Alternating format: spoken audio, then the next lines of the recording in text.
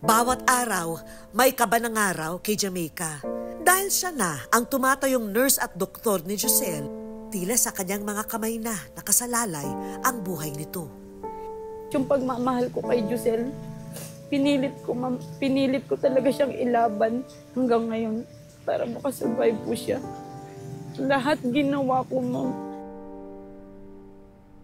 Paano yung pangako ni Josel sa'yo na magpapakasal kayo? Sana nga, ma'am, matupad pa rin. Yung gusto ko lang din naman sana, ma'am. Sana matupad yun yung alam niya. Yung kilala niya muna ako.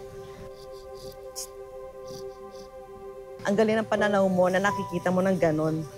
Naswerte ka pa kahit na ang dami mong sinasakripisyo. Basta, matatag ka.